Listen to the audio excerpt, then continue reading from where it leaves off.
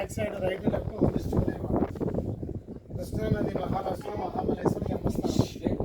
అక్కడ నుంచి కర్ణాటక ఆల్మట్టి డ్యామ్, నారాయణపూర్, జోరాల, సంగమేశ్వరం కల్పించి శ్రీశైలం మన డ్యామ్ బ్యాక్ సైడ్. ఇక్కడ ఓపెన్ చేస్తే నాగర్ సాగర్, పులిచింతల, విజయవాడ ప్రకాశం బ్యారేజ్, లాస్ట్ బంగాళాఖాతం సముద్రం కలిసింది. చివరిగా ఎక్కడ కలిసింది అంటే కృష్ణా జిల్లా మూసలదేవి ప్రాంతంలో సాగర సంగమం. కృష్ణా నది టోటల్గా 900 కిలోమీటర్ జర్నీ చేసింది స్టార్టింగ్ చేయడం.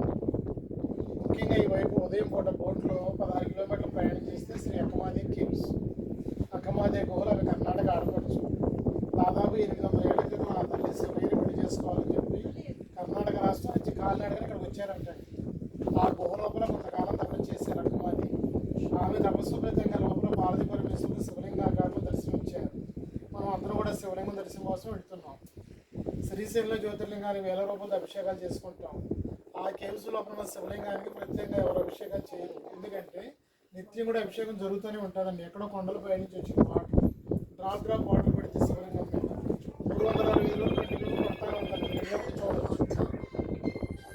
వాస్తవానికి మానవ రూపంలో పుట్టిన విగ్రహాలు గర్భగుడి ఎక్కడ పెట్టరు. దాదాపుగా శ్రీ అక్కమాదేవి అమ్మ విగ్రహాన్ని శ్రీశైలం గర్భగుడిలో పెట్టారు. మీరు లోపలికి వెళ్ళి జ్యోతిర్లింగం తాగడానికి వెళ్ళే ముందు లెఫ్ట్లో నల్లగా విగ్రహం ఉంటుంది, బ్లాక్ స్టాచ్యూ, ఆమె అక్కమాదేవి.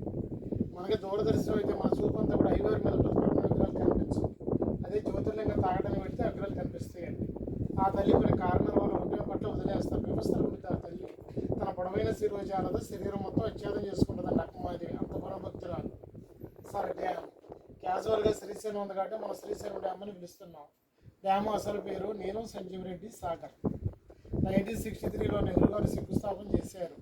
1982 కంప్లీట్ 20 సంవత్సరాలు పడింది డ్యామ్ కట్టడానికి. అప్పట్లో డ్యామ్ నిర్మాణానికి ఫస్ట్లో 40 కోట్లు వచ్చినదో డ్యామ్ ప్రారంభం చేశారంట. డ్యామ్ పూర్తయిన నాటికి 525 కోట్లు వచ్చాయి. మొత్తం 4 రేడియల్ క్రస్ట్ గేట్స్. ఆ right side green building, right side power house అండి. అది అట్లాగే ఈ side yellow building, left side power house. Yellow building కింద నీళ్ళలో ఐరన్ జాలి కనిపిస్తుంది. అక్కడి నుంచి పవర్ హౌస్కి వాటర్ సప్లై ఉండిద్దండి.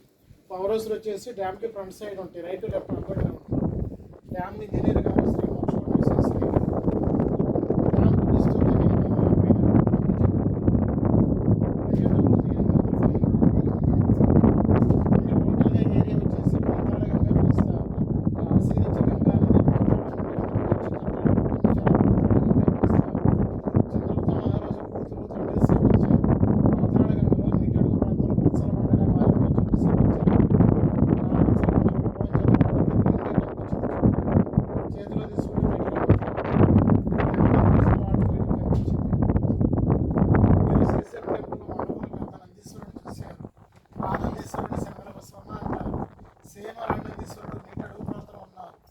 నందీశ్వరుని ఊపి బసవన్నా, ఉబ్బిలి బసవన్నా అని పిలుస్తారు.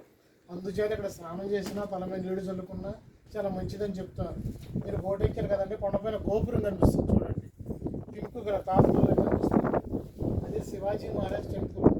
శివాజీ మహారాజ్ 16వ శతాబ్దంలో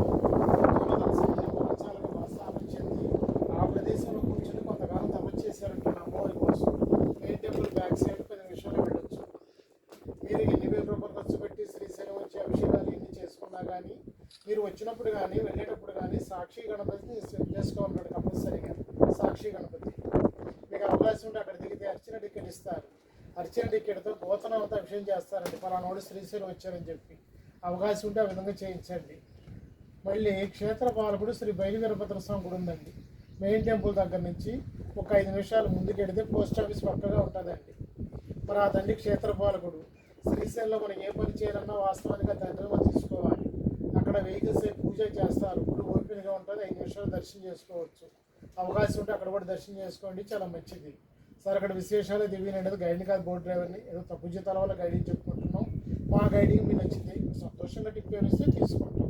thank you sir, thank you. Sir ఇది ఇప్పుడు సాగర్కి వెళ్ళేది